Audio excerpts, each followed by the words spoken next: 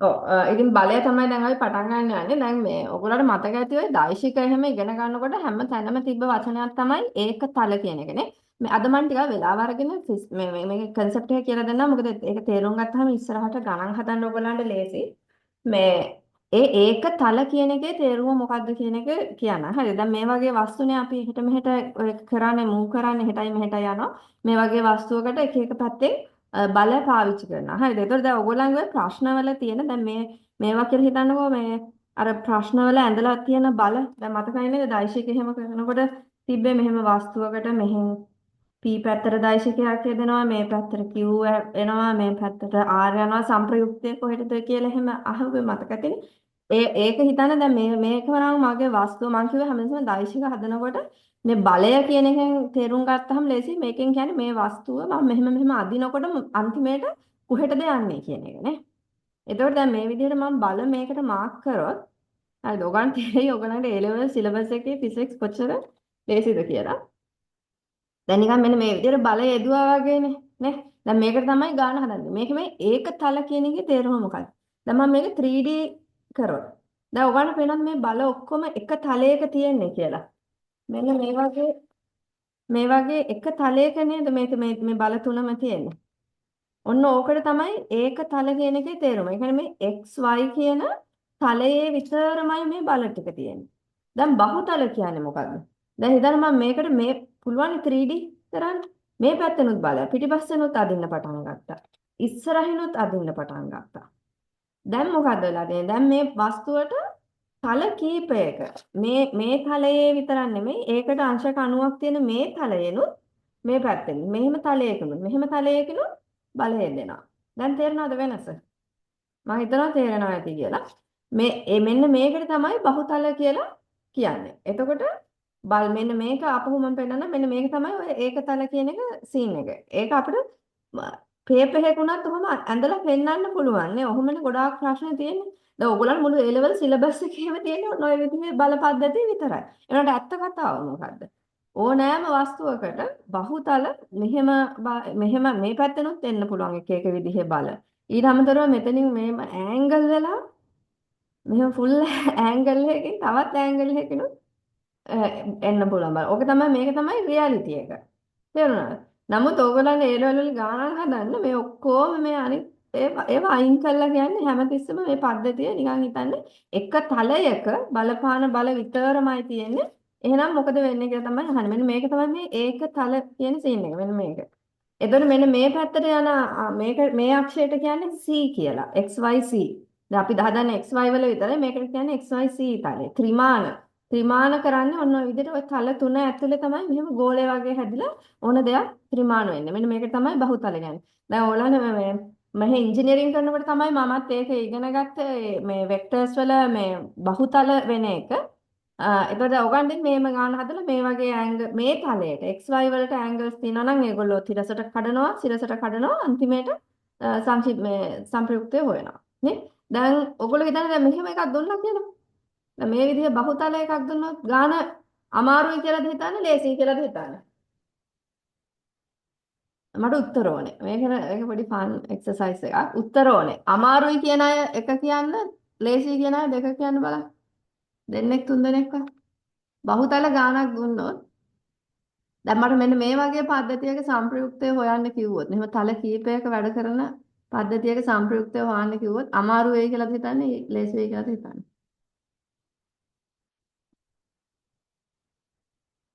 කවුරුද මොකද කියන්නේ අමාරුයි ටිකක් අමාරුයි ඕකේ මං කියන අහයිද ෆිසික්ස් අමාරුයි කියලා හිතනකොට තමයි ටිකක් අමාරුයි කියලා හිතෙන්නේ එහෙම මේ ඒ වුණාට දැන් අපි ඉගෙන ගන්නවා නේද මේ දැන් මෙහෙම තියෙන ඒවා අපි ඉගෙන ගන්නවානේ විභේදනය කරලා සංප්‍රයුක්තය හොයන්න ඒ කන්සෙප්ට් එකම තමයි හරිද ඒ කන්සෙප්ට් එකම තමයි අපි ඊට පස්සේ මොකද කරන්නේ දැන් මෙතන නම් මේ ඇන්ගල් එකනේ විභේදනය කරන්නේ අපි මෙතන තලයේ විභේදනය කරනවා මේ තලයේ මේ පැත්තට එනවා නම් ඉෆෙක්ට් එකක් ගන්නවා මේ පැත්තට එනවා නම් ඉෆෙක්ට් එකක් ගන්නවා ඊට පස්සේ ඒ හැදෙන ඇන්ගල් එක ආයි මේ පැත්තට කඩනවා මේ පැත්තට කඩනවා මේ ඇත්තටම නෑ ඒ ලෙවල් වලට දීලා නැත්තේ ඒක අමාරු වෙන්න තමයි ඒ ලෙවල් වලට දීලා නැත්තේ ඒ වුණාට ඕගොල්ලෝ හිතුවොත් දැන් ඕගොල්ලෝ බේසික් එක ඉගෙනගෙන තියෙන්නේ. බල විභේදනය ඉගෙනගෙනනේ තියෙන්නේ. ඉතින් ඒක තමයි කරන්නේ. මේ තියෙන ඔක්කොම බල ටික විභේදනය කරගෙන ගිහිල්ලා මුලිය බහුතලේව ඒකතල වලට ගේනවා. ඊට පස්සේ ඒකතල එතනින් එහාට ඕගොල්ලන්ට උනත් ගන්න හදන්න පුළුවන්. මේ ටික ඊට පස්සේ මේ ඕන ඇන්ගල් එකක තියෙනවා. මේ පැත්තටයි මේ හතර පැත්තට කඩා ගන්නවා. ඒ කඩාගෙන මෙයා කැන්සල් කරනවා. මෙයා කැන්සල් කරලා පැති දෙකකට ගන්නවා. අරගෙන ඒකේ සම්ප්‍රයුක්තයක් හොයනවා. ඉතින් මේ දැන් A level මේ යුනිවර්සිටි එකේදී අපි මේවට Python programs ලියනවා. ඒතකොට තප්පරයකටත් වඩා අඩු වෙලාවකින් ඒගොල්ලෝ මේ විභේදනය කරගෙන ගිහින් අපිට මෙහෙම තප්පරයකටත් අඩු වෙලාවකදී සම්ප්‍රයුක්තේ දෙනවා. දැන් මට හිතෙනවා මේ ඒකතල බහුතල කියන එක පැහැදිලි ඇති කියලා. මේ මට ඉතින් ඊයේ මේක දැක්කම ඔයගලන්ට ඒක පෙන්නන්න ඕනේ කියලා හිතුණා. මේ එතකොට ඔයගොල්ලන්ට එන පද්ධති ඔක්කොම මෙන්න මේ විදිහට ඒක තලයි කියලා තමයි ක්වෙස්චන් වල ගන්නෙ. ඒ වුණාට ඉන් රියැලිටි ඒක එහෙම වෙන්නේ නැහැ. අනිත් එක ඇත්තටම මේ අතරයි නෙමෙයි දේවල් යන්නේ. මෙහෙම පිටිපස්සට ඉස්සරහට එහෙම චලිතයක් අපි ඇත්තටම ඒක තල චලිත තමයි සලකන්නේ. නමුත් ඒකත් එහෙම නැහැ. ඒ රියැලිටි එක. නමුත් ප්‍රශ්නෙට ඒවා ඔක්කොම අයින් කරලා තියෙන්නේ මේ අපි ගැන අනුකම්පා කරලා ඒ ඔක්කොම අයින් කළා තමයි. ඉතින් දැන් ඔයගොල්ලෝ තේරුම් ගන්න මේ කොච්චර මේ අපි හිතනවට වඩා ෆිසික්ස් ලේසි ඒ ලෙවල් කියලා හරිද? මේ ඊට පස්සේ දැන් අපි නිව්ටන් නියම පටන් ගමු. මේ අනිත් එක තමයි මම ඔයගලන්ට කියන්න ඕන දෙයක් තියෙනවා. මේ දැන් අපිට දැන් මේ ප්‍රශ්න කරනකොට ටිකක් ලේසි කියලා හිතෙනවා. ඇයි මේ අපි ඒ අදාළ මාතෘකාවටනේ කරගෙන යන්නේ. නමුත් ඒ ලෙවල් පේපර් එක අතර ගත්තාම ඔයගොල්ලන් දන්නේ ප්‍රශ්න 50 දැන් 50කින් එන්නේ. එතකොට ඔයගොල්ලන්ට පුළුවන් වෙන්න ඕනේ ප්‍රශ්නේ කියවනකොට කීවර්ඩ්ස් ටික මාක් කරගන්න මේ මොන concept එකද මම මේකට දාන්න ඕනේ කියලා. හරිද? ඒකත් අපි ඔය ප්‍රශ්න කරනකොට ඉස්සරහට කරගෙන යන්න මම ඒකත් හිතුවා important කියලා. ඊළඟට ඔය නිව්ටන් කියන කෙනා තමයි අතන මෙයා මේ මම අර වීඩියෝ එකකුත් ෂෙයා කරා මේ එයා කොච්චර හොඳයිද කියලා ඔය දැන් ඉන්න ඇස්ට්‍රොෆිසිසිස්ට් කෙනෙක් එයා ගැන කතා කරන එක. නිව්ටන් ඇත්තටම චලිතය නිව්ටන් ගොඩාක් දේවල් කතා කරලා තියෙන කෙනෙක්. නමුත් චලිතය ගැන එයා කතා කරනකොට එයා ලෝක ගෝලයේ සහ අනිත් වස්තු වල චලිතය ගැන කතා කරනකොට එයා තේරුම් ගත්ත දේවල් ටිකක් තමයි නිව්ටන් නියම වලින් අපිට කියන්නේ. ඊළඟ නිව්ටන් නියම කියන ඒවා අපිට ඇත්තටම ඇප්ලයි කරන්න පුළුවන් අවස්ථිති රාමුව කියන එකට තමයි අවස්ථිති රාමුවක් කියන්නේ මොකද්ද? අවස්ථිති රාමුවක් කියන එකේ තේරුම මම සරල විදිහට කියන්න. මේ අපි වටේ තියෙන හැමතිස්සෙම චලනය වෙවි තමයි තියෙන්නේ. ඇත්තම කතාව. මොකද ලෝක ගෝලෙත් කරගෙනවා ඊට පස්සේ අපි මේ ඉන්න මේ ගැලැක්සි එකක් යන මේ හැමදේම කැරකි තමයි තියෙන්නේ. නමුත් අපි මේ නිව්ටන් නියම දාන්න ගියාම අපි ඒ මොහොතට හිතනවා ඒ ස්නැප්ෂොට් එකේදී අපිට අදාළ වස්තුව දැන් ළමයෙක්ගේ මොකක් හරි එකකට ගාණක් හදනවා නම් ඒ ළමයා ඇරෙන්න අනිත් ඔක්කොම හෙලවෙන්නෙම නෑ කියලා. තේරුණාද? එතකොට ඒක අපිට ඒ විදිහට අපිට නියම දාන්න පුළුවන් ඒ විදිහට අපිට නියම දාන්න පුළුවන් කන්ඩිෂන්ස් කීපයක් තියෙනවා. එකක් තමයි මේ අපි අවස්ථිති රාමුවේ සලකන මේ දේවල් වල චලිතය ආලෝකයේ ප්‍රවේගයට වඩා ගොඩාක් අඩු වෙනවා. ඒ ආලෝකයේ ප්‍රවේගයට වඩා ගොඩාක් අඩු වුණොත් තමයි අපි මෙහෙම රාමුවක් සිලෙක්ට් කරාම මේව අනිත් දේවල් මෙතන හිතන්න මෙතන ගහක් තියෙනවා මෙතන තව මොකක් හරි ගහක් තියෙනවා ගෙයක් තියෙනවා මේ පොළවේ මේ ළමයා ඉන්නේ මේ හැම දෙයක්ම මෙහෙම ඇත්තම කතාව මොකද්ද මේගොල්ලොත් හැමතිස්සෙම මෙහෙම චලනය වෙවි තමයි ඉන්නේ නේ ලෝකේ කැරකෙනවානේ ලෝකේ මේ පැත්තට කැරකෙනවා එයා ඒ පැත්තට කැරකෙනවා එයා තව සූර්ය වටේට යනවා ඒතකොට ඇත්තම කතාව දැන් ළමයා මේ පැත්තට යනවා නම් අපේ ලෝක ගෝලේ මෙහාට නම් කැරකෙන්නේ මේ මුළු ඔක්කොම හැමතිස්සෙම චලනය වෙවි තමයි තියෙන්නේ නේ නමුත් මේ නිව්ටන් නියම දාන මොහොතට ඒ කියන්නේ නිව්ටන් නියම දාලා අපි ගණන් හදන මොහොතට අපි කියනවා මේක අවස්ථිති රාමුවක් කියලා. අවස්ථිති රාමුවක් කියලා කියන්නේ මේ අපි ගන්න පරිසරය මේ වස්තුවයි පරිසරයයි කියන එක ඔයගොල්ලෝ දැන් ඉස්සරහට ඉගෙන ගන්න ඕනේ හොඳට. වස්තුව කියන්නේ අපි ගාන හදන මොකක් හරි වස්තුව. ඒ කියන්නේ අපි හැමදෙස්සම එක දෙයක් ගැන තමයි එක වෙලාවක ફોકસ කරන්නේ. තේරුණාද? මේ ළමයා ගැන නම් අපි මේ ගානේදී ફોકસ කරන්නේ එයා තමයි අපේ වස්තුව. එයා ඇරෙන්න එයා වටේ තියෙන ඔක්කොම පරිසරය. ඒක නිසා මෙන්න මේ වස්තුවයි එයාගේ වටේ තියෙන පරිසරයයි තේරුම් ගන්න එක හරීම වැදගත්. මොකද බල මාක් කරන්න ගියාම මේක හරි වැදගත්. තේරුණාද? එතකොට දැන් මේ අවස්ථිති රාමුවක් කියන්නේ මේ ළමයා එයා විතරයි චලනය වෙන්නේ. අනිත් අය කිසිම කෙනෙක් අවස්ථිතිකයි කියන එකත් මම තේරුම් කරලා දෙන්නම් පස්සේ. ඒ දැනට කියන්නකො හිතන්නකො හෙලවෙන්නේ නැහැ කියලා. හෙලවෙන්නේ නැති රාමුවක ඉන්නවා කියන එක තමයි අපි මේ අවස්ථිති රාමුව කියන එකෙන් කියන්නේ. එතකොට මේකට එහෙම දාන්න පුළුවන් හේතු දෙකක් තියෙනවා. එකක් තමයි මේ ඔක්කොම දේවල් වල චලිතය ආලෝකයේ ප්‍රවේගයට වඩා සෑහෙන්න මේ අඩු වෙන්න ඕනේ. එතකොට තමයි මේ අවස්ථිති රාමුව කියන එකක් අපිට හිතෙන් හදාගෙන ඒකේ යම් කිසි වස්තුවකට මේ නිව්ටන්ගේ නියම අපිට දාන්න මේ පුළුවන් වෙන්නේ. තව එකක් තියෙනවා. එතකොට ආලෝකයේ ප්‍රවේගයෙන් ගමන් කරන දේවල් වලට අපිට නිව්ටන් නියම දාන්න පුළුවන්ද? බෑනේ. අපිට ආලෝකයට එහෙම නැත්නම් ධ්වනියටත් වෙන ඒවානේ තියෙන්නේ සමීකරණ. ඒවාට නිව්ටන් නියම දාන්න පුළුවන්ද? බෑ. නිව්ටන් නියම ළඟින් යන දේවල් තියෙනවා. හැබැයි නිව්ටන් නියම දාන්න බෑ. එතකොට ඒක එකක්. එතකොට මේ වස්තු වල මේ ආසිති රාමුවේ ඉන්න අයගේ ඒගොල්ලන්ගේ මොකද මේ එතකොට ඒ කියන concept valid නැහැ අතන මේ ප්‍රශ්නයක් අහලා තිනවා ඇයි අවශ්‍යති නොවන දේවල් වලට දාන්න පුළුවන් කියලා. එතකොට දැන් මේ අපි කියනවා නේද නිව්ටන්ගේ පළවෙනි නියමය කියනවානේ මේ බාහිර බලයක් යෙදෙන්නේ නැත්නම් එයා නිශ්චලයි එහෙම නැත්නම් එකක් හරි ප්‍රවේගයකින් යනවා. ඔය වගේ නියම තුනක්නේ අපි කතා කරන්නේ. ඒ කියන කතා බොරු වෙනවා. මේගොල්ලෝ ඇත්තටම හැමෝම එහෙට මෙහෙට චලනය වෙනවා කියලා අපි ගත්තොත්. මොකද මෙයා චලනය වෙනකොට මේක අවස්ථිති රාමුවක් නෙමෙයි නම් මෙයා චලනය වෙනකොට ඇත්තටම බලනකොට මෙයාගේ පොඩි හරි ත්වරණයක් වෙලා තියෙනවා. මෙයාගේ පොඩි හරි ත්වරණයක් වෙලා තියෙනවා. එතකොට පළවෙනි නියමය දාන්නම බෑ. තේරුණාද? ඒක ඇත්තටම හිතන්න ඕනේ. මේක අපි මෙයාට අපි ගාන හදන වස්තුවට සාපේක්ෂව අනිත් අය අවස්ථිතික වෙන්නේ නැත්නම් නිව්ටන් නියම දාන්න බෑ. නිව්ටන් නියම වැලිඩ් නෑ. නිව්ටන් නියම බොරු වෙනවා. එතකොට අපිට ඒ ගාන මේ හදාගන්න බෑ. ඒක නිසා නිව්ටන් කියන්නේ අපිට මේක අතරම නිව්ටන් කියන කතාවක්. නිව්ටන් කියන්නේ මගේ මේ දාන නියම කියන්නේ හරියටම හරි නෙමෙයි. නමුත් සත්‍ය වෙන්න නම් ඔයගොල්ලෝ මෙන්න මේ විදිහට මේක ගැන හිතන්න ඕනේ. අවස්ථිති රාමුවක අපි ඉන්නේ කියන එක හිතන්න ඕනේ කියලා තමයි මේ නිව්ටන් කියන්නේ. මොකද එහෙම නැත්නම් නිව්ටන්ගේ නියම දාන්න බැහැ. මොකද එතකොට නිව්ටන්ගේ ඇත්තම කතාව in reality ඔය නියම ඇත්තටම බොරුයි කියනා නෙමෙයි. නමුත් ඒක නෙමෙයි reality එක. නමුත් එක මොහොතකට සුළු මොහොතක snapshot එකකට අපිට මේ අනුගමනය කරලා මේ විදිහට assumption එකක් කරලා මම ඉන්නේ අවස්ථිති රාමුවක කියලා හිතලා නිව්ටන් නියම දාන්න පුළුවන්. ඉතින් නිව්ටන් නියම වලින් ප්‍රශ්න ගොඩාක් එයා විසඳනවා. චලිතය ගණන් ගොඩාක් හදන්න පුළුවන් තැනකට එයා ගේනවා. නමුත් මෙන්න මේ නිගමනය අපි ඉන්න ඕනේ. අපි අවස්ථිති රාමුවක ඉන්නේ කියන එකේ නිගමනය අපි ඉන්න ඕනේ. තේරුණාද? අනිත් එක තමයි මේ අපි කතා කරන වස්තු වලට ස්කන්ධයක් තියෙන්න ඕනේ. ස්කන්ධය කියන එකේ තේරුම ඇවිල්ලා වස්තුවක අවස්ථිතිය කියන්නේ මොකක්ද? වස්තුවක අවස්ථිතිය කියලා කියන්නේ මේ වස්තු වලට තියෙනවා ගුණයක්. ඒගොල්ලෝ හරිය කැමති වැඩි කලබල වෙන්නේ නැතුව ඉන්න. ඒගොල්ලෝ කැමති තිබ්බ තැන තිබ්බ විදිහටම ඉන්න. අපිත් කැමති නේ දවසම වාඩි වෙලා ඉන්න පුළුවන් නම් අපිත් කැමති. නිදාගෙන ඉන්න පුළුවන් අපිත් කැමති නේ. ඒ විදිහටම තමයි. තිබ්බ තැන තිබ්බ විදිහටම ඉන්න හරිය කැමති. එහෙම නැත්නම් එක විදිහකට ඔහේ යනවා නම් ඔහේ යන්න ආයි කැමති. එතකොට අන්න ඒ ගුණයට තමයි අතරම අවස්ථිතිය කියලා කියන්නේ. එක විදිහකට ඉන්න තියෙන කැමැත්ත.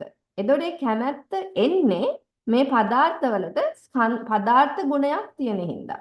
දැන් මම දෙයකින් හැදිලා තියෙන හින්දා තමයි මම මෙහෙම එක විදිහකට ඉන්න කැමති.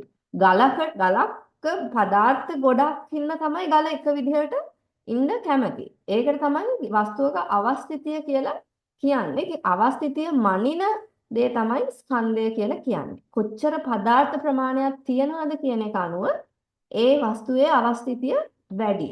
පොඩි ගලකට වඩා ලොකු ගලක අවස්ථිතිය වැඩි. අපිට හොලවන්න අමාරුයි. පොඩි ගලක් ටක් ගාලා තල්ලු කරලා දාන්න පුළුවන්. එතකොට එයාව චලනය කරන්න අපිට හරි ලේසි. එයාව හොලවන්න ලේසි. ලොකු ගලක් හොලවන්න ලේසිද?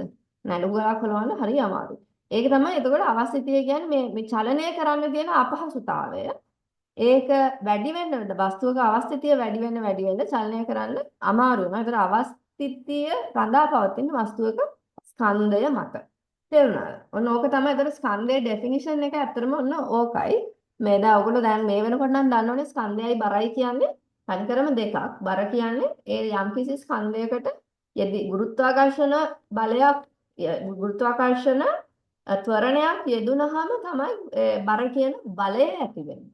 බර කියන්නේ බලයක්. නමුත් ස්කන්ධය කියන දේ ඒකේ තියෙන පදාර්ථ ප්‍රමාණය යම්කිසි වස්තුවක තියෙන පදාර්ථ ප්‍රමාණය. ඒක පොළවේදිත් එකයි හඳේදිත් එකයි මාස්ගෙදිත් එකයි. එයාගේ අවස්ථිතිය එකමයි. නමුත් බර කියන එකේන එකම වස්තුවට කොච්චර ත්වරණයක් ගුරුත්වජ ත්වරණයක් ඇති වෙනවද කියන එක අනුව බර වෙනස් වෙනවා. එතකොට මොකද බර කියන්නේ බලයක්. මේ ස්කන්ධය කියන්නේ ගුණයක්, බර කියන්නේ බලයක්. ඊට පස්සේ අනිත් එක තමයි මේ තව එකක් තියෙනවා. ඊට පස්සේ තමයි ස්කන්ධය මනින්නේ. දැන් අපි නම් හිතන්නේ තරාදියට දාලානේ බර අරගෙන කියන්නේ පරිප්පු ඉල්ලන්නේ නැහනේ 1 කිලෝග්‍රෑම් ස්කන්ධයක් දෙන්නේ කියලා අපි තරාදියට දාලා මනින්නේ නේ. ඒ වුණාට ඇත්තටම ස්කන්ධයක් මනින්න අපි පාවිච්චි කරන්නේ අවස්ථති තුලා කියන ඒවා. ඒවා මේ කිසිම ගුරුත්වාකර්ෂණ බලයක් නැති තැනක වුණත් අවස්ථති තුලා වලින් දේවල් වල ස්කන්ධය ගන්න පුළුවන්. තේරුණාද? මේ අවස්ථිතිය තුලා වලින් තමයි අවස්ථිතිය මනින්නේ. අවස්ථිතිය මනිනකොට අපිට එන්නේ වස්තුවක ස්කන්ධය. බර නෙමෙයි. මම හිතනවා දැන් ඒක පැහැදිලි ඇති කියලා. ඒතකොට තේරුම් ගන්න මේ අවස්ථිති රාමු වල තියෙන වස්තු වලට තමයි අපි මේ නිව්ටන්ගේ නියම දාන්නේ. ඒ අවස්ථිති රාමුව කියන එකේ තේරුම ඒ පොඩි සෙක්ෂන් එකේදී එයා විතරයි චලනය වෙන්නේ. අනිත් අය චලනය වෙන්නේ නැහැ කියන නිගමනයේ ඉඳලා තමයි නිව්ටන් මේ බල එතකොට තමයි මේ කියන කතා තුන ඇත්ත වෙන්නේ ඇත්තටම. නැත්තම් ඒවා මේ ඇත්තටම බොරු වෙනවා. නමුත් මේ නියම තුන හින්දා අපිට ගොඩාක් ප්‍රශ්න විසඳ ගන්න පුළුවන් වුණා. නිව්ටන් ඇත්තටම කැල්කියුලස් ඉන්වෙන්ට් කරා. සමහරක් පාර්ට්ස් කැල්කියුලස් වල සමහරක් දේවල් මේ ඉන්වෙන්ට් කළා කියන්නේ නිව්ටන්. එයාට මේ චලන එක්ස්ප්ලেইন කරන්න පුළුවන් වෙන මැතමැටිකලි ප්‍රූව් කරන්න පුළුවන් වෙන. හරිද? දැන් ඇත්තටම මම ඔයගොල්ලන්ට තව මම කලිනුත් මේ රිසෝස් එක ගැන කියලා දෙනවා මේ DP এডুকেෂන් කියන එක. හරිද? ඔන්න ඔයගොල්ලෝ ටියුෂන් කිසිම දෙයක් තේරෙන්නේ නැති ටියුෂන් ක්ලාස් එකක වාඩි වෙලා ඉන්න වෙලාවේ ඇත්තටම මෙන්න මේවා ටිකක් බලන්න. මේවා මේ මිස් කරගන්න එපා. මේවා හරිය අපරාධයක් නැත්තම්. මේ DP এডুকেෂන් කියන එකේ මේ සර් ඇවිල්ලා මේ ඉන්න ඔක්කොම සර්ලා කොළඹ හොඳ ඉස්කෝලවල උගන්වන අය ඊට අමතරව ඒගොල්ලන්ගේ හොඳට ෆිසික්ස් ඩිග්‍රීස් හැම හොඳට තියන අය මේ මට මේ සර් උගන්වන එක මට මෙහෙ ඉගෙන ගත්තටත් වඩා හොඳට තේරෙනවා මේ සර් මේ යාන්ත්‍ර විද්‍යාවේ උගන්වන ඒවා. තේරුණාද? ඒ නිසා මේක මිස් කරගන්න නම් එපා. ඔයගලන්ට වෙලාව තියෙනකොට මේ එක වීඩියෝ එකක් පැය දෙකක් විතර යනවා. ඔයගලන්ට ඕන නම් 1.5 එහෙම නැත්නම් 2 දාලා වේගෙන් ඉවර කරන්න පුළුවන්. මම හැමදාම රාට මේක එක වීඩියෝ එකක් බලනවා මේ ඔයගලන්ට උගන්වන්න ඕනේ හින්දා. මේ එක වීඩියෝ එකක් අනිවාර්යයෙන්ම පැයක් අරගෙන බලනවා. මට හම්බෙලා තියෙන හොඳම රිසෝස් එක. මම මොකද YouTube වලත් වීඩියෝස් දෙක තුනක් බැලුවා ඔය ටියුෂන් මාස්ටර්ස්ලාගේ මට තේරෙන්නේ නැහැ මොනවද මම මිනිස්සු කියවන්නේ කියලා. ඉතින් මේ ඕගොල්ලන් මෙන්න මේක මග අරගන්න බෑ මේගොල්ල මිලියන ගාණක් වියදම් කළා මේ අර මේ ලංකාවේ කෝටිපතියෙක් ළමයි වෙනුවෙන් කරලා තියෙන නිදහස් අධ්‍යාපනය වෙනුවෙන් කරලා තියෙන දෙයක්. මේක නම් මග අරගන්න එපා. මේක අනිවාර්යයෙන්ම මේ සර් කියලා දෙන එක හොඳට තේරෙනවා. අනිත් එක මේ එක වීඩියෝ එකක් ඇතුලේ ඒ සර් ගණන් MCQ 30ක් විතර හදනවා සමහරක් වීඩියෝස් වල. ඔක්කොම සිලබස් එකට ඉන්ස්කෝ. ඔක්කොම හොඳට තේරෙනවා. එයාගේ වීඩියෝස් බලලා ඒක ගණන් ටික හදනකොට හොඳට තේරෙනවා. ඉතින් ඒ හින්දා මේ මම රෙකමන්ඩ් කරන්න දරුණුවටම රෙකමන්ඩ් කරන එකක් තමයි මේ DP এডুকেෂන් කියන එක. ඒකේ මේ සර් අවස්ථති රාමු ගැන කියනවා. ඔයගොල්ලෝ අනිවාර්යෙන් මේක බලන්න. හරිද? මෙන්න මේක තුන්වෙනි පාඩම බලයසන් වල පළවෙනි කොටසේ ඉස්සර පටන් ගන්න අවස්ථති රාමු ගැන කතා කරලා මේ ඒක අනිවාර්යෙන් බලන්න මම කියලා දෙනවටත් වඩා ඔයගොල්ලන්ට ඒ සර් කියලා දෙන එක මේ හොඳට තේරෙයි. හරිද? මේ මම මාකට් කරනවා නෙමෙයි මට අත්තම කිසිම දෙයක් හම්බෙන්නේ නැහැ. නමුත් මම මේ හොඳම රිසෝස් එකක් හින්දා තමයි ඔයගොල්ලන්ට මේ ඒක කියන්නේ. අනිත් දැන් ඔය මුල කාලේ තමයි ඕගොල්ලන්ට වෙලාව තියෙන්නේ. දැන් දෙවිඳුගෙන් එහෙම දෙවිඳු අනුත්තරා ඒගොල්ලන්ගෙන් ඔයගොල්ලන්ට අහලා බලන්න පුළුවන්. අන්තිම වෙනකොට හරි අමාරුයි. තව ගොඩ ගහනවා දේවල්. දැන් මේ කාලේ තමයි ඔයගොල්ලන්ට වෙලාව අරගෙන හොඳට ඉගෙනගෙන හොඳ රුටීන් එකක් හදාගන්න පුළුවන්. ඉතින් ඒ හින්දා මේ කාලේ ඒ දේ හොඳටම කරගන්න. හරිද? ඉතින් දැන් ඔනක තමයි අවස්ථිති රාමු කියන කතාව. ඊට පස්සේ දැන් ඇත්තටම ඕගොල්ලන්ට මේක මේක මම නිකන් දැනගන්න මම කිව්වේ නමුත් මේක දැනගැනීම අත්‍යවශ්‍ය නැහැ. මොකද මේ ෆිසික්ස් පේපර් එකේ A level පේපර් එකේ දෙන ගණන් ඔක්කොම ඔල්රෙඩි ඒගොල්ලෝ අවස්ථිති රාමු වල ඉඳලා හදනවා කියන ඒක එක්සෑම් එකේ එක්ස්ප්ලිසිට්ලි කියන්නේ නෑ. ඔයගොල්ලෝ මේ අවස්ථිති රාමුවක ඉන්නේ අවස්ථිති රාමුවක නෙමෙයි ඉන්නේ. එහෙම කියලා කියන්නේ නෑ. ඒ දෙන ගණන් ඔක්කොම ඔල්රෙඩි හිතලා තියෙන්නේ අවස්ථිති රාමුවක ඉන්නේ කියලා නිව්ටන්ගේ නියම දාන්න පුළුවන් කියලා තමයි ගාන දෙන්නේ. මේක නිකන් මේ ෆිසික්ස් ඉන්ටරෙස්ට් කෙනෙක්ට තමයි මම මේ එක්ස්ප්ලেইন කරේ. ඊට පස්සේ නිව්ටන්ගේ පළවෙනි එකෙන් කියන්නේ මේ හරි ලේසි. හරි දැන් ඔයගොල්ලන් මේ ඉගෙන ගන්න තියෙන චලිතය ගැන පළවෙනි නියමයෙන් කියන්නේ වස්තුවක් මත බාහිර බලයක් යෙදෙන්නේ නැත්නම් බලය F කියමුකෝ. දැන් මෙහෙම තියනවා කියලා හිතන්නකෝ ගලක්. මෙයා මත බාහිර බලයක් යෙදෙන්නේ නැත්නම් මෙයා එක්ක නිශ්චලයි. එහෙම නැත්නම් ඔහේ ඒකාකාරී ප්‍රවේගයකින් යන ගමන් තමයි ඉන්නේ. එයා බලයක් යෙදෙන්නේ නැති තාක්කල් දැන් හිතන්නකෝ මොකක් හරි එකක් අපි ඔහම ගල පොඩ්ඩක් තල්ලුවක් දීලා ඒකාකාරී ප්‍රවේගයක් එයාට අරගෙන දුන්නා. සුමට පෘෂ්ඨයක. නැත්තම් මොකද වෙන්නේ? බාහිර බලයක් යෙදෙනවානේ. ඝර්ෂණයක් තිබ්බොත් ඝර්ෂණය කියන්නේ බාහිර බලයක්. එතකොට බාහිර බල ඝර්ෂණය නැති සුමට පෘෂ්ඨයක. ඔන්න ඕක දැන් ප්‍රශ්නවල ඔන්න ඕවයින් තමයි අල්ලන්න ඕනේ මේ මොනවා ගැනද මෙයාගොල්ලෝ කතා කරන්නේ කියලා. සුමට පෘෂ්ඨයක් නෙමෙයි නම් හැමතිස්සෙම මේගොල්ලන්ට ඝර්ෂණයක් යෙදෙනවා. ඝර්ෂණය කියන්නේ හැමතිස්සෙම බාහිර බලයක්. තේරුණාද? එතකොට හිතන්න සුමට පෘෂ්ඨයක් මත මම ඔහොම කරලා පොඩ්ඩක් තල්ලුවක් දුන්න ජීල් බෝල් එකට කියලා හිතන්නකෝ. නිකන් එතකොට එයාට ඒ මුලදී දීලා වේගය අරගෙන දුන්න එක ඇරෙන්න වෙන කිසිම බලයක් යෙදෙන්නේ නැති තාක්කල් එයා ඔහේ ඒක වේගෙන්ම යනවා. තේරුණා? එහෙම නැත්නම් සුමන නිකන් ඔහේ පෘෂ්ඨයක් මත මම ඔහොම ජිල් බෝලයක් තියලා තියෙනවා. එයාටත් මම එක්ක තල්ලු කරලා හරි මොනවා හරි කරලා බලයක් දුන්නේ නැත්නම් එයා නිකන් ඔටෝමැටිකලි හෙලවෙනවද? නෑනේ. එයා හිතලා හෙලවෙන්නේ නෑ කවදාකවත්. එතකොට ඒක තමයි පළවෙනි නියමයෙන් කියන්නේ. මේ බලයක් දුන්නොත් විතරයි නිශ්චල වස්තුවක් හොලවන්නත් පුළුවන්. එහෙම නැත්නම් ඒකාකාරී ප්‍රවේගයක් තියෙන වස්තුවක ප්‍රවේගය වෙනස් කරන්නත් පුළුවන්. මේ විදිහට බලයක් දුන්නොත් විතරයි කියන එක තමයි පළවෙනි නියමය. හරිද? ඊට පස්සේ දැන් මේක බලනකොට අවස්ථිති නොවන රාමුවකට කතාව හරියනවද කියලා. දැන් හිතන්න අපි මෙහෙම කියන්නේ පොළව නිශ්චලයි කියලා හිතාගෙනනේ. නමුත් පොළව ඇත්තටම මොකද වෙන්නේ? පොළව කොහොම කැරකෙනවා. එතකොට මෙයා හැමතිස්සෙම මොකක් හරි වේගයකින් හරි ත්වරණයකින් හරි ගමන් කරන ගමන් නෙමෙයි දෙන්නේ. එයා හැමතිස්සෙම ගමන් කර හරි ත්වරණය වෙවි හරි තමයි ඉන්නේ. ටෝක් එක දවගොල ඉගෙන ගන්නන්නේ බල ගුරුනේ මේ එහෙම මොනාරි මේ ගන්න වෙවි තමයි ඇත්තටම ඉන්නේ. ඇත්තම කතාව ගත්තොත්. නමුත් මේ නියමය දාන්න පුළුවන් මේ පොළව හෙලවෙන්නවත් නැහැ කියලා මේගොල්ලෝ මේ ඉන්න පොළව මේ පරිසරය ඒව හෙලවෙන්නවත් නැහැ කියලා මේක අවස්ථිති රාමුවක් කියලා හිතුවොත් විතරයි මේ නියමය දාන්න පුළුවන්. නියමය වැලිඩ් වෙන්නේ. ඒක වෙන්නේ.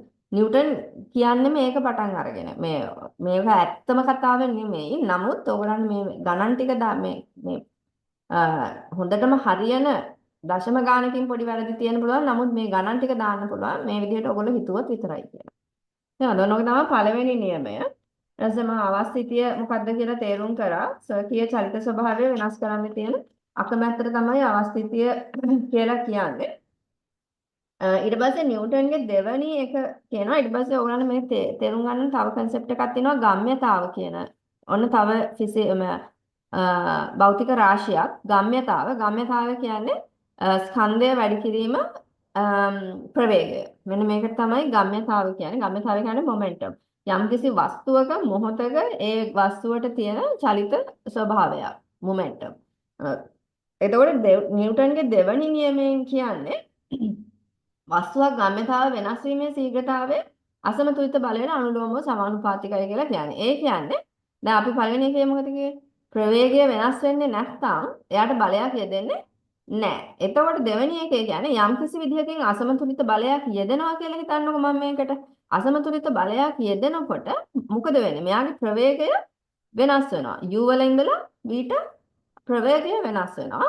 ප්‍රවේගය වෙනස් වෙනකොට දැන් යම්කිසි මේකට ස්කන්ධයකුත් තියනවානේ. මොකද මම කිව්වා නිව්ටන්ගේ නියම වැඩ කරන්න නම් ස්කන්ධයක් තියෙන්න ඕනේ. ඒ ස්කන්ධය ඇඩ් කළා තමයි මේ ගම්‍යතාව කියන එක හදන්නේ. නැත්නම් u v බැදියෙන් තියෙන ඒක ත්වරණයක් නේ. නමුත් ගම්‍යතාව කියන එක ස්කන්ධය ඇඩ් කරනවා.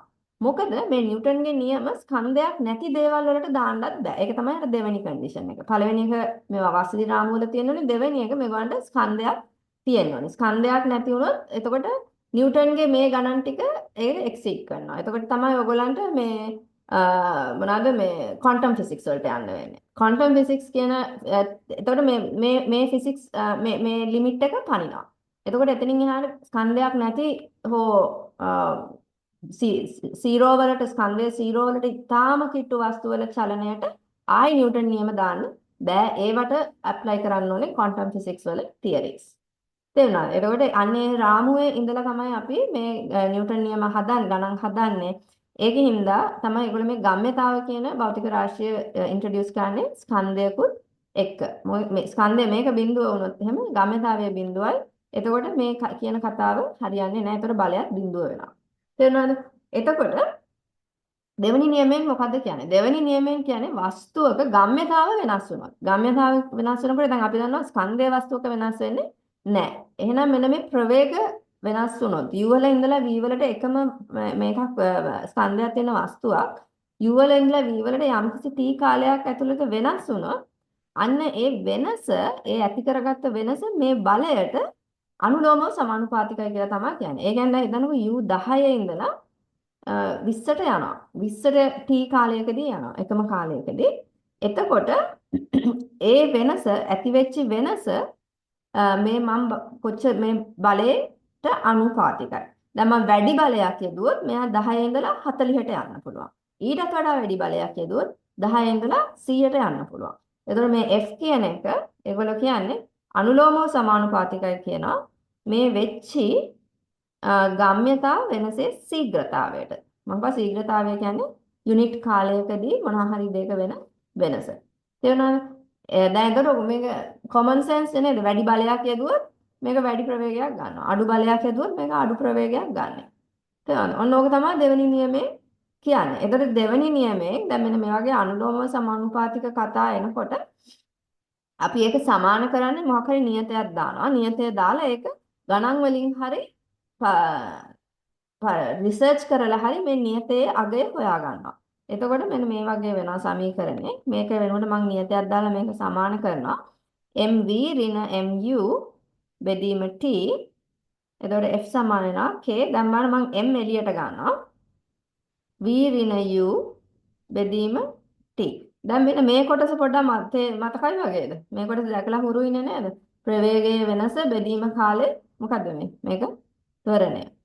m k f. ඔන්න ඔක තමයි දෙවෙනි ප්‍රමේයයෙන් කියන්නේ යම්කිසි නියතයකුත් තියෙනවා. මොකක් හරි නියතයක් යටතේ යම්කිසි ස්කන්ධයක් ත්වරණය වුණොත් බලයක් යෙදුවොත් යම්කිසි නියතයක් යටතේ යම්කිසි ස්කන්ධයක් ත්වරණය වෙනවා කියන කතාව තමයි මේ කියන්නේ. එහෙම නැත්නම් ස්කන්ධයක් ත්වරණය වුණොත් ස්කන්ධයක් ත්වරණය වෙනවා කියන්නේ යාට මොකක් හරි බාහිර බලයක් යෙදෙනවා කියන්නේ. දැන් අපි වාහන කතා කරනවා නේද? වාහන මෙච්චර දුරක් ගියා, මෙච්චර ත්වරණයකින් ගියා. මොකද්ද යෙදෙන බලය ඒගොල්ලන්ට? ඒගොල්ලන්ට එන්ජිමෙන් බාහිර බලයක් ලබා දෙන හින්දා තමයි මේ වස්තුවේ ත්වරණය කරගන්න අපිට පුළුවන් වෙන්නේ. දැන් අපිට කාර්ය කාර්යක්ෂමතාවය ඉගෙන ගන්නකොට පුළුවන් ඒවා තව ඩිස්කස් කරන්න. නමුත් යම්කිසි වස්තුවක් ත්වරණය වෙනවා නම්, ඒ කියන්නේ ප්‍රවේගය වෙනස් වෙනවා නම්, ත්වරණය වෙනවා නම්, ඒ කියන්නේ යාට බාහිර බලයක් ක්‍රියාත්මක වෙනවා. මන්දනය වෙනවා නම් ඒත් බාහිර බලයක් ක්‍රියාත්මක වෙනවා. නමුත් ඒ වෙලාවේ ක්‍රියාත්මක වෙන්නේ මොන පැත්තටද? වස්තුවේ චලනයට විරුද්ධ පැත්තට බාහිර බලයක් ක්‍රියාත්මක වෙන හින්දා තමයි මන්දනයක් වෙන්නේ. මොකද්ද හොඳම එක්සැම්පල් එක? ඝර්ෂණය. ඝර්ෂණය ගොඩක් වෙලාවට වස්තුවක මේ පැත්තට නම් එයා යන්නේ. මේ පෘෂ්ඨය නැති කරන ඝර්ෂණය එයාට බලපාන්නේ මේ පැත්තට. එතකොට මේ පැත්තට අසමතුලිත බාහිර බලයක් එනකොට මෙයා වස්තුව මන්දනය වෙනවා. තේරුණාද? දැන් දෙවෙනි නියමය පැහැදිලිද? ඊට පස්සේ මොකද මම ඊළඟට එක්ස්ප්ලেইন කරා. ඊට පස්සේ නිව්ටන් මේක කියන්නේ. නිව්ටන් මොකද කියන්නේ? නිව්ටන් දා ගන්නවා එයාගේ නම කොහෙට හරි දා ගන්න ඕන හින්දා එයා කියනවා මම මේකට ඒකකයක් දෙනවා. මේ ස්කන්ධය 1 කිලෝග්‍රෑම් වෙනකොටත් 1 ms ඍණ 2කින් ත්වරණය වෙනකොටත් වෙන්නත් වස්තුව 1 කිලෝග්‍රෑම් බර මේ ස්කන්ධයේ තියෙන වස්තුවක් එකයි ms ඍණ දෙකකින් ත්වරණය කරන්න අවශ්‍ය කරන බලයට මම මගේ නම දාගන්නවා කියලා එයා නිව්ටන් කියන නියමය ඉන්ට්‍රොඩියුස් කරනවා. එතකොට නිව්ටන් කියන්නේ මොකද්ද? නිව්ටන් කියන්නේ දැන් මොකද්ද? 1 කිලෝග්‍රෑම් එකක් එකයි ms ඍණ දෙකකින් ත්වරණය කරන්න. ඒ කියන්නේ තප්පරයට මීටරයක් මේ තප්පර වර්ගයට මීටරයක් ඇදගෙන යන්න. ඒ කියන්නේ බිඳුවේ ඉඳලා එකක ප්‍රවේගයක් කියලා හිතන්නකො. ඒ විදිහ ප්‍රවේගයක් වෙනස් ප්‍රවේග වෙනසක් ඇති කරන්න ඕන කරන බලයට එයා නිව්ටන් කියන නම දෙනවා. එතකොට දැන් 1 නිව්ටන් කියන්නේ මොකද්ද? 1 නිව්ටන් කියන්නේ යම්කිසි නියතයක් 1 කිලෝග්‍රෑම් එකක් එකකින් ත්වරණය කරන්න. එතකොට අන්තිමට මේ k කියන එක මොකද්ද? k කියන එක 1 වෙනවා. එතකොට ඒක නිසා නියතය 1 වෙනවා. නියතය 1 වෙන හින්දා අපි මේක ආයි එතනින් එහාට ඒ සමීකරණය පාවිච්චි කරන්න එයා 1 හින්දා. එතකොට සමීකරණය රිඩියුස් වෙනවා m a වල. එතකොට ඔයගොල්ලෝ තේරුම් ගන්න මේ සමීකරණය දාන්න නම් නිව්ටන් වලින් උත්තර ගන්න නම් මේ ස්කන්ධය හැමතිස්සෙම කිලෝග්‍රෑම් වලින් තියෙන්න ඕනේ. ත්වරණය හැමතිස්සෙම ms ඍණ දෙකෙන් තියෙන්න ඕනේ. මොකද කිලෝග්‍රෑම් ms ඍණ මේ විදිහ වෙනසක් ඇති කරන එකකට තමයි අපිට නිව්ටන් කියන එක ඇප්ලයි වෙන්නේ. මේ නිව්ටන් නියමයක් හොයාගෙන ඊට පස්සේ අතනදී කොහෙන් හරි පොඩක් නමක් දාගන්න එපානේ නැත්තම් අපරාධනේ මේ ඒ විදිහට යා එහෙම නෙමෙයි මේ වෙන්නේ නැති මේ මං විහිළුවට කියන්නේ මේ ඒගොල්ලෝ හරි හම්බල් මිනිස්සු. ඔය විදිහට තමයි එයා නිව්ටන් ඊට පස්සේ ඉන්ට්‍රොඩියුස් කරලා දෙන්නේ. දැන් ඔයගොල්ලෝ මේකේ තේරුම් ගන්න තියෙන්නේ මෙච්චරයි. මේ යම්කිසි වස්තුවක් චලනය වෙලා දෙන වස්තුවක ප්‍රවේග වෙනසක් ඇති කරන්න නම් අපි අනිවාර්යෙන් බාහිර බලයක් යොදන්න ඕනේ කියන එක තමයි මේකෙන් අපිට ඇත්තටම මේ ගන්න තියෙන එකම දේ. තේරුණාද? හැබැයි ස්කන්ධයක් තියෙන්න ඕනේ වස්තුවට අවශ්‍ය රාමුවක ඉන්න කියලා හිතන්න ඕනේ. අවශ්‍ය රාමුව කතාව නම් අතාරින්න. ස්කන්ධයත් ඔයගලන්ට ගොඩක් වෙලාවට ඉතින් මේ ක්වොන්ටම් ෆිසික්ස් දෙන්නේ නැහැ නේ. ඒ නිසා ගොඩක් වෙලාවට ස්කන්ධයක් තියෙන වස්තුත් තමයි තියෙන්නේ. ඒ එතකොට ඔයගලන් ඒ අර කන්ඩිෂන් එක නිකන් ෆිසික්ස් ඉන්ට්‍රෙස්ට් එක මතක තියාගන්න. නමුත් ඔය ගණන් වල බලය කියන එකේ තේරුම ප්‍රවේගයේ වෙනසක් ඇති වෙලා තියෙනවා නම් ප්‍රවේගය දැන් නිශ්චලතාවයේ ඉඳලා ගමනක් ආරම්භ කරා කියන එතනක් ප්‍රවේගයේ වෙනසක් නේ බිඳුවේ ඉඳලා කීයට හරි ගිහිල්ලා. එහෙම නැත්නම් ඕල්රෙඩි තියෙන ප්‍රවේගයක් තව ටිකක් වැඩි වෙලා ආපහු අඩු වෙලා. එතකොට ඒ දෙකේදිම වෙලා දැන් ප්‍රවේග වෙනසක් වෙලා තියෙනවා නම් ඒ කියන්නේ යාට බාහිර බලයක් අනිවාර්යයෙන්ම යෙදිලා තියෙනවා. බාහිර අසමතුලිත බලයක්. මොකද සමහරක් වෙලාවට වෙන්න පුළුවන් මෙහෙම බල දෙකක් බාහිර බල දෙකක් දෙපැත්තෙන් එන්න පුළුවන්. දෙන්නම එකම නම් ආපහු මොකද වෙන්නේ? මේ ඔක්කොම දෛශිකනේ. මෙයාට මෙයා කැන්සල් වෙලා මෙයා ආපහු නිශ්චලයි. ඒකයි බාහිර අසමතුලිත බලයක් වෙන්න ඕනේ. තේරුණා? ඔන්න නිව්ටන්ගේ දෙවැනි නියමය. මම ඕකෙම ආවේගයට යන්න කලින් තුන්වෙනි නියමය කියනවා. තුන්වෙනි නියමයේදී නිව්ටන් කියන්නේ වස්තු දෙකක් අන්තර්ක්‍රියා කරනකොට එක්කෙනාට එක්කෙනා ප්‍රතිවිරුද්ධ හා සමාන බල. දැන් මෙහෙම වස්තු දෙකක් තියෙනවා කියලා හිතන්නකෝ. දැන් මෙතන හේතු වෙලා තියෙන්නේ කියලා හිතන්නකෝ. එතකොට මේ දෙන්න අතර මෙයා මත යම්කිසි බලයක් යෙදෙනවා. දැන් මේවට මේ જાතිය බලවලට නමක් කියනවා. මේ මොකද ඒවට කියන්නේ මේ මම මතක නැහැ. දැන් අපි බල වර්ග ටික කතා කරමු. මේ විදිහට හේතු වුනහම මේ හේතු වෙන පෘෂ්ඨ දෙකක දෙන්නට දෙන්න බල යොදා ගන්නවා. එතකොට ඒ කියන්නේ මෙහෙම වස්තු දෙකක් මෙයා වෙලා දෙනවා නම් මෙයාගෙන් මෙයා මත බලයක් යෙදෙනවා. ඒ හා සමාන සහ ප්‍රතිවිරුද්ධ බලයක් මෙයාගෙන් මේ A ගෙන් B මත මෙයා B නම් මේ B ගෙන් A මත. ඔන්න ඕක තමයි කියන්නේ. එතකොට අපි ගණන් හදනකොට දැන් ආයි ෆිසික්ස් වලට එන්න ගණන් හදනකොට ඒකයි අපි තේරුම් ගන්න ඕනේ මොකද්ද මගේ වස්තුව මොකද්ද මගේ පරිසරය කියලා. දැන් සමහරක් වෙලාවට කියනවානේ මෙහෙම මේසයක් මත තියෙන වස්තුවකට කවුරු හරි මෙහෙන් තල්ලු කරනවා කියලා හිතන්නකෝ. එතකොට මේකේ අපි තේරුම් ගන්න ඕනේ මගේ ගාන මං හදන්නේ මේ වස්තුවට නම් එයා තමයි මගේ වස්තුව. මේ අනිත් ඔක්කොම දේවල් පරිසරය. මොකද කවුරු හරි ළමයෙක් මෙහෙම අනිත් දේවල් රෝසපාරියන ළමයෙක් මෙහෙම තල්ලු කරනවා නම් දැන් මෙයාගේ මොනවද ගුරුත්වාකර්ෂණ බලයක් මේ පැත්තට තියෙනවා. ඊට පස්සේ ළමයා මේ පැත්තට යාව තල්ලු කරනකොට ළමයා මේ පැත්තට බලයක් ඒ වස්තුව මත යොදනවා. හැබැයි ඇත්ත කතාව ඒ හා සමාන බලයක් ළමයා මත මේ පැත්තට මෙයා යොදනවා. ඊට අමතරව තව මොනවද? මෙන්න මේ පෘෂ්ඨයෙන් මෙයා මත යම් කිසි බලයක් යෙදෙනවා. ඊට අමතරව ඒ පෘෂ්ඨයේ මේ මේසය මත මේ වස්තුවෙන් මේසය මතත් බලයක් ක්‍රියාත්මක වෙනවා. එතකොට ඔයගොල්ලෝ තේරුම් ගන්න මේ පද්ධතිවල එකිනෙකාට ප්‍රතිවිරුද්ධ හා සමාන බල හැමතිස්සෙම එහෙට මෙහෙට ක්‍රියාත්මක වෙනවා. නමුත් අපි මේ නියමය ඉගෙන ගන්න. ඇයි? අපි ප්‍රශ්න දැන් අපි මේ ෆිසිසිස්ලා වෙන්න දඟලනවා නෙමෙයිනේ ඒ ලෙවල් ප්‍රශ්න විසඳගන්නනේ බලන්න. එතකොට ඒ ලෙවල් ප්‍රශ්නේදී අපි හොඳට තේරුම් ගන්න ඕනේ මම ගාන හදන්නේ මොන වස්තුවටද? එහෙනම් එයා මත යෙදෙන බල ටික විතරමයි ගානට අපි ඇප්ලයි කරන්නේ. මෙයාක ඉග්නෝ කරනවා මේක ඉග්නෝ කරනවා ළමයාට තියෙන ගුරුත්වාකර්ෂණ ළමයාගෙන් අපිට වැඩකුත් නැහැ මේසෙන් අපිට වැඩකුත් නැහැ.